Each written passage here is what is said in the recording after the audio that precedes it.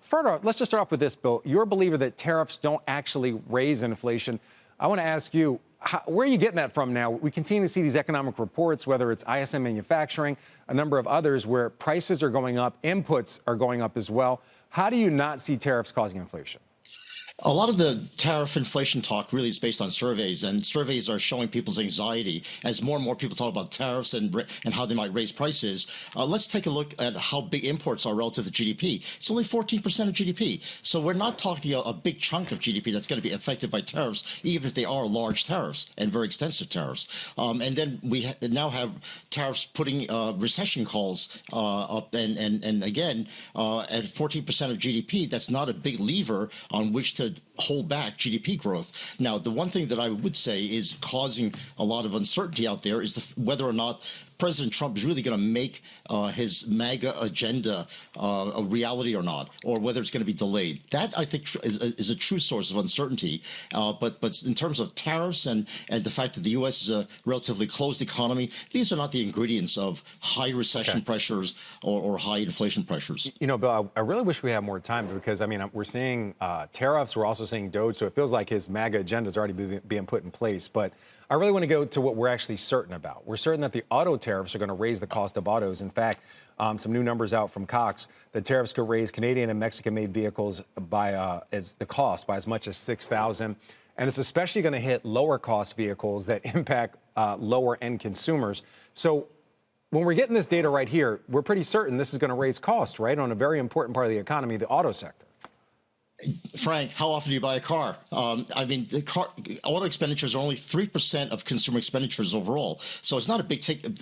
It's a big ticket item when you buy the car, but it's not a big chunk of consumption right now. We spend more on food, like and insurance and healthcare costs. But those are higher too, Bill. But those are higher. Like pharmaceuticals, absolutely, would get higher if there's tariffs potentially.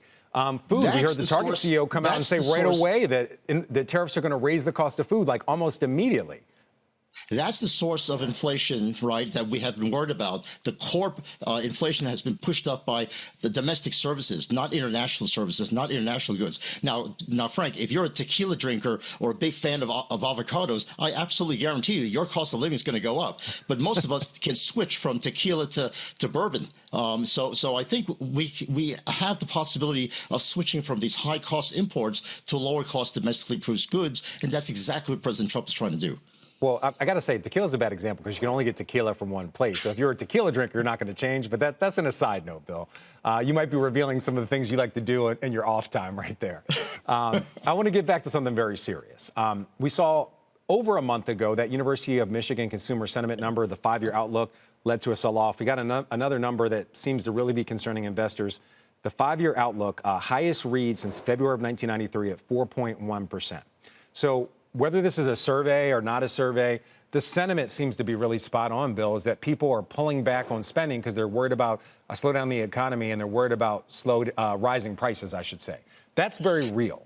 So no, that's soft data. The real data shows that consumer spending is slowing down, but not as much as people might expect, given those surveys. I think the source of real sentiment decline is that the Michigan survey is highly correlated with the stock market. And I think that's the feedback you're starting to see. And also the Conference Board survey is very correlated with the ability to get jobs easily. And that is getting more difficult because hiring has slowed down. So I think the other correlations that are messing up the soft data, and until we actually see the hard data start to react badly, I think you need to chill out a bit. And even the GDP numbers that the first quarter Atlanta Fed is projecting, if you take out gold anomalies, again, you'll see a flat first quarter, and that's with all of this anticipatory imports coming in. So we have a mechanical slowdown in GDP caused by a lot of imports, caused by the fact that people want to bring in imports sooner rather than later. In all fairness, but we're not talking about GDP. We're talking about consumer sentiment, and we're hearing from a lot of companies. You can call that soft data if you want. A lot of companies saying the consumer is slowing down in real time. Reports, of course, are backwards looking. One last thing before we go, Bill, because we're out of time. Goldman raising its outlook for Fed cuts this year from 2 up to 3. Do you agree with that a slowdown in the economy is going to lead the Fed to cut? If we get a serious slowdown and unemployment rate reaches above 4.5%, we will add an extra rate cut in there. But I don't think that's going to happen until into next year at best.